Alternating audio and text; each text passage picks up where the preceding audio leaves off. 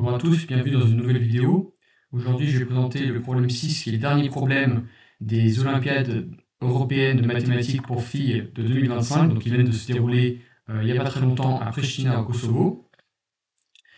Donc, l'énoncé est le suivant. Dans chaque case d'un tableau 2025 x 2025 est écrit un réel positif ou nul, de telle sorte que la somme de tous les nombres sur une ligne est toujours égale à 1, et la même chose pour la somme de tous les nombres sur une colonne. Donc pour chaque ligne I, on définit RI comme le plus grand nombre dans la ligne I, et grand R, c'est la somme de RI pour R de 1 à 2025, et de la même manière, CI, c'est le plus grand nombre inscrit dans la colonne I, et grand C, c'est la somme des CI, donc C1 plus C2 jusqu'à plus C 2025, et la question c'est, quelle est la plus grande valeur possible pour R divisé par C, donc parmi tous les tableaux 2025 par 2025 qui vérifient les conditions de l'énoncé. Donc je vais donner un exemple. Donc ça c'est un tableau 5 par 5, où à l'intérieur j'ai mis des nombres un peu aléatoires, mais vous pouvez vérifier que sur chaque ligne et sur chaque colonne, la somme des nombres correspondants est égale à 1. Et ensuite, les maximums sur toutes les lignes sont les nombres suivants. Donc par exemple, la deuxième ligne, le plus grand nombre c'est 0,3. Dans la première ligne c'est 0,5.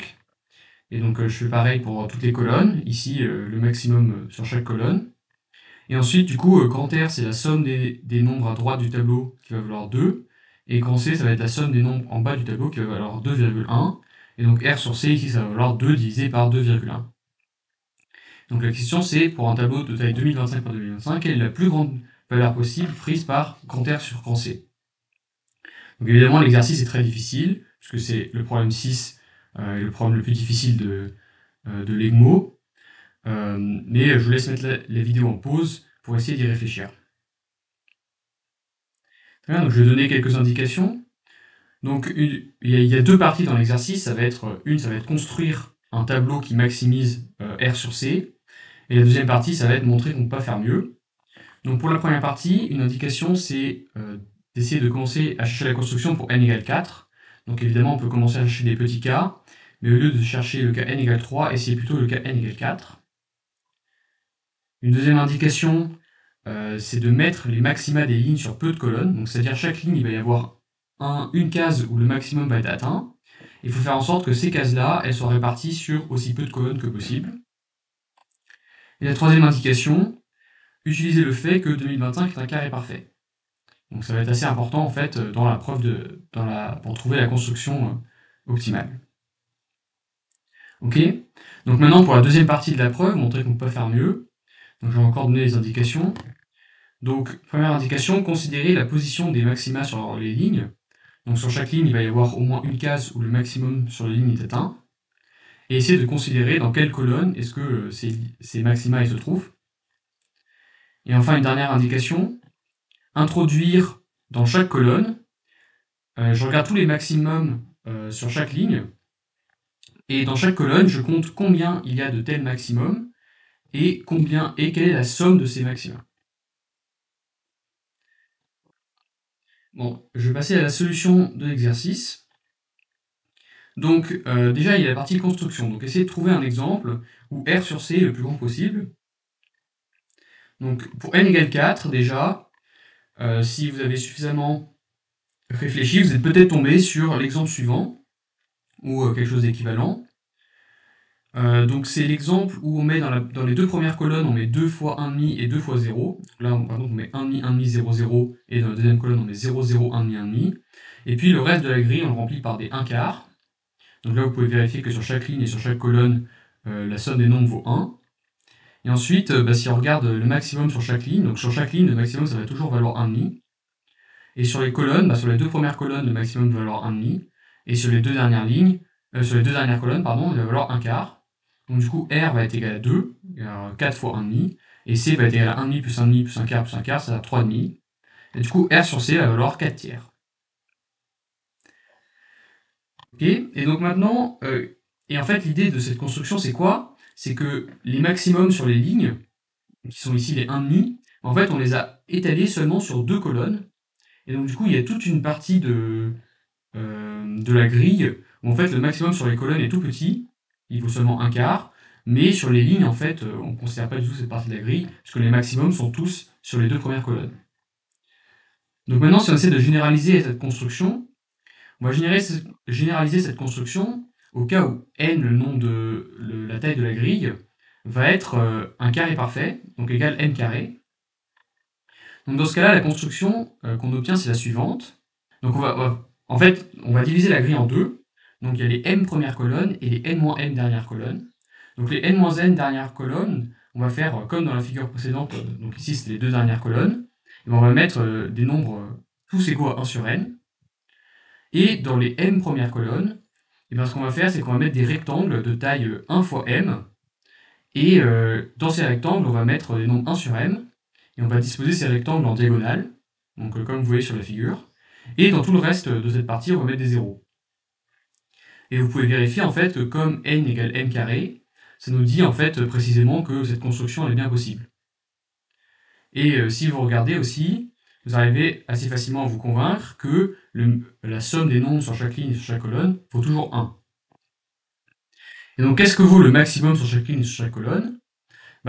Sur toutes les colonnes, sur toutes les lignes, pardon, le maximum vaut toujours 1 sur m, puisque il y aura toujours un nombre égal à 1 sur m dans une des lignes, enfin dans chaque ligne.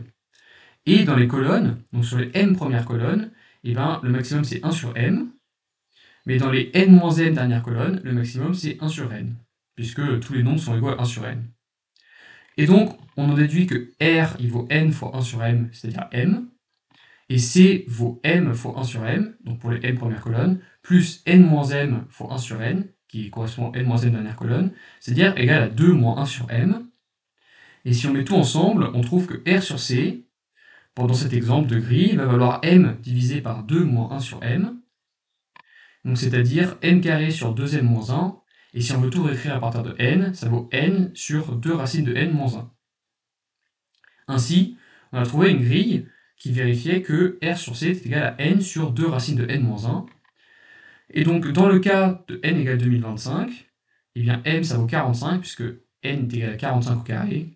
Et donc, on en déduit qu'on a trouvé une grille qui vérifie r sur c est égal à 2025 sur 89, puisque 2 racines de n moins 1, c'est égal à 2 fois 45 moins 1, c'est égal à 89.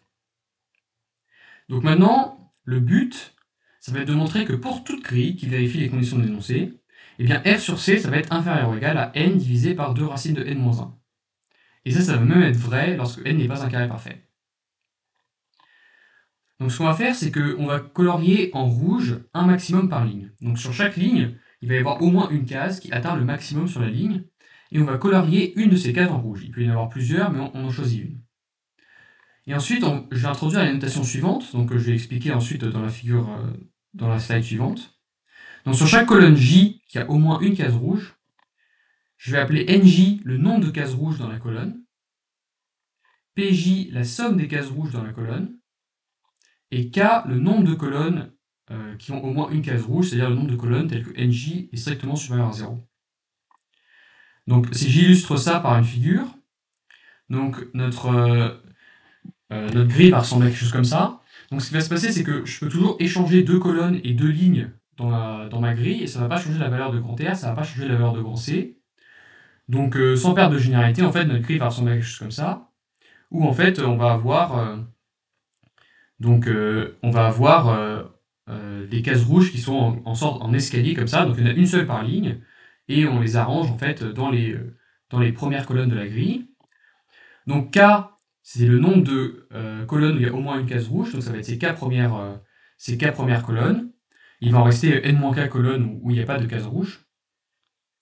Ensuite, sur chaque colonne de 1 à K, il va y avoir respectivement N1, N2, N3, N4, etc. Nk cases rouges.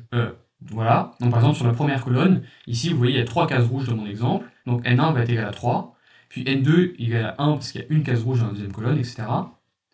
Et les PI, donc là je les ai mis en bleu parce que ce n'est pas les maximums sur les colonnes, contrairement à avant. PI, ça va être quoi? Ça va être la somme. PJ, ça va être la somme de toutes les cases rouges sur la colonne J. Donc par exemple, P1, c'est la somme des 3 cases rouges dans la première colonne. P2, c'est la somme, c'est juste la case rouge dans la deuxième colonne. P3, c'est la somme des 2 cases rouges dans la troisième colonne, etc. Ok? Donc maintenant, on va essayer d'exprimer R et C à partir des NI et des PI et de K. Donc déjà, une première chose qu'on peut remarquer, c'est que n, ça va être égal à la somme pour j allant de 1 à k des nj. Donc ça, c'est juste dire qu'il y a une case rouge par colonne exactement. Donc, grand R, c'est quoi? C'est la somme des maximums sur chaque ligne, mais on a colorié sur chaque ligne un maximum en rouge. Donc, grand R, c'est exactement la somme de toutes les cases rouges. Donc, tous les nombres sur les cases rouges, on les somme, ça va faire grand R. Donc, du coup, grand R, une autre manière de l'écrire, c'est que ça va être la somme pour j allant de 1 à k des PJ. Pourquoi? Parce que PJ, c'est la somme des cases rouges sur la colonne J. Donc, si je veux faire la somme de toutes les cases rouges, il faut juste que je somme pour j allant de 1 à k tous les PJ. Okay, donc on a exprimé grand R en fonction des PJ. Maintenant, autour de grand C. Donc grand C, ce qu'on va faire, c'est qu'on va considérer... Donc grand C, c'est la somme des CJ, qui sont les maximums sur les colonnes. Et donc on va séparer la somme en deux, la somme pour j allant de 1 à k des CJ, et la somme pour j allant de k plus 1 à n des CJ.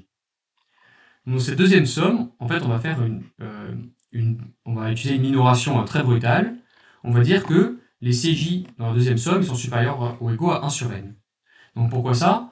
Parce que si je regarde la somme, le maximum d'une valeur sur une colonne, eh bien sur la colonne, la somme des nombres vaut 1, et du coup il y a au moins un de ces nombres qui est supérieur ou égal à 1 sur n, donc CJ vaut au moins 1 sur n. Et maintenant pour les CJ, pour j allant de 1 à k, bah, ce qu'on remarque c'est que CJ c'est le maximum sur toute la colonne, mais c'est aussi le maximum sur les cases rouges dans la colonne. Enfin c'est supérieur ou égal au maximum sur les cases rouges dans la colonne.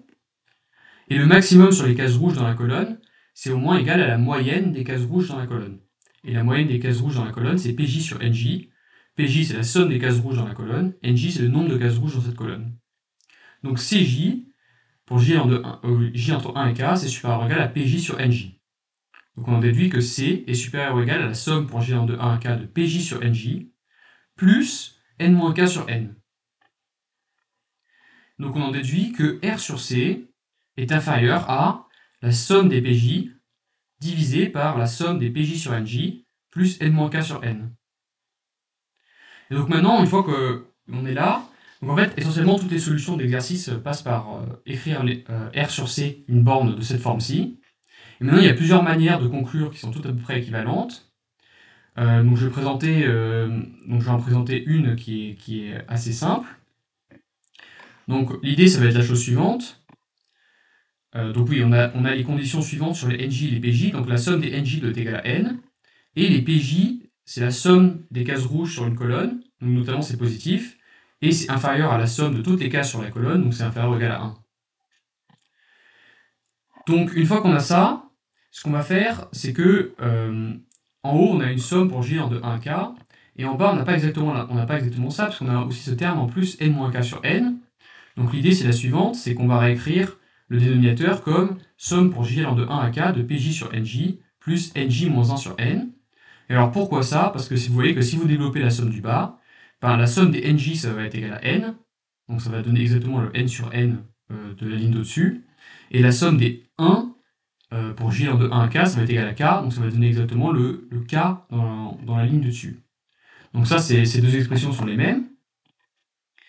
Et le lemme, ça va être la chose suivante.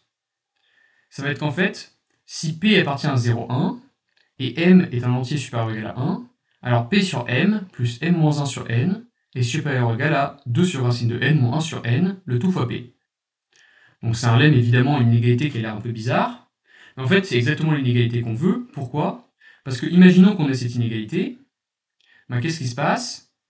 Et R sur C, ce que je vais dire, c'est que à chaque fois, le dénominateur, PJ sur NJ plus NJ moins 1 sur N, j'applique le lemme avec P égale PJ, M égale NJ, et ça me dit que PJ sur NJ plus NJ moins 1 sur N, c'est supérieur ou égal à 2 sur racine de N moins 1 sur N fois PJ. Et donc si j'applique ça à tous les termes du dénominateur, ce que je vais obtenir, c'est que R sur C, c'est plus petit que somme des PJ, divisé par 2 sur racine de N moins 1 sur N fois somme des PJ. Je simplifie par la somme des PJ, ça me donne R sur C est inférieur à 1 sur 2 sur racine de N moins 1 sur N, qui est exactement N sur 2 racine de N moins 1. D'accord? Donc à partir du lemme, en fait, on peut conclure. Donc il reste à montrer ce lemme qui a une tête un peu bizarre. Donc montrons-le. Donc qu'est-ce qu'il faut montrer? Il faut montrer que si P est un nombre réel entre 0 et 1, M est un entier supérieur ou égal à 1, donc c'est même pas obligé de son entier en fait, eh bien P sur M plus N moins 1 sur N est supérieur ou égal à 2 sur racine de N moins 1 sur N fois P. Et en fait, l'astuce, c'est la chose suivante, c'est que si je fixe M, et que je regarde l'inégalité en termes de P, en fait, c'est juste une inégalité linéaire en P. Donc, c'est-à-dire quoi? C'est juste un truc de la forme AX plus B est positif, X, ça va être joué par P. Et si j'ai une inégalité linéaire, donc vous voyez une fonction linéaire, en fait, ce qu'il faut montrer, c'est que la courbe de la fonction linéaire reste au-dessus de 0. Et pour que la courbe de la fonction c'est une fonction affine, pardon. Pour que la courbe de la fonction affine reste au-dessus de 0, bah, il suffit de vérifier qu'elle est positive en 0 et en 1. Donc, il suffit de vérifier l'inégalité lorsque P égale 0 et P égale 1. Lorsque P égale 0, l'inégalité s'écrit M-1 sur N est supérieur ou égal à 0. Et ça, c'est vrai juste parce que M est supérieur ou égal à 1. Et si P est égal à 1, eh bien, le terme de gauche devient 1 sur M plus M sur N moins 1 sur N. Et après, je vais utiliser une égalité arithmético-géométrique sur le 1 sur M et le M sur N. Et ça va me donner que le terme de gauche est supérieur ou égal à 2 sur racine de N moins 1 sur N. Et c'est exactement le terme de droite parce que P égale 1. Ainsi, on a bien réussi à démontrer le lemme. Donc pour conclure, qu'est-ce qu'on a montré? On a montré que pour toute grille, qui vérifie les conditions d'énoncé de taille n par n, on a R sur C qui est inférieur ou égal à n divisé par 2 racines de n moins 1. De plus, si n est un carré parfait, il existe une grille avec R sur C est égal à n sur 2 racines de n moins 1, qui est la construction qu'on avait donnée au début de la preuve. Donc, dans notre cas, comme n égale 2025, on trouve que le maximum sur toutes les grilles vérifiant les conditions d'énoncé de la fraction R sur C vaut 2025 sur 89. Voilà. J'espère que vous avez bien aimé cet exercice, et n'hésitez pas à aller voir les autres exercices des EGMO publiés sur la chaîne.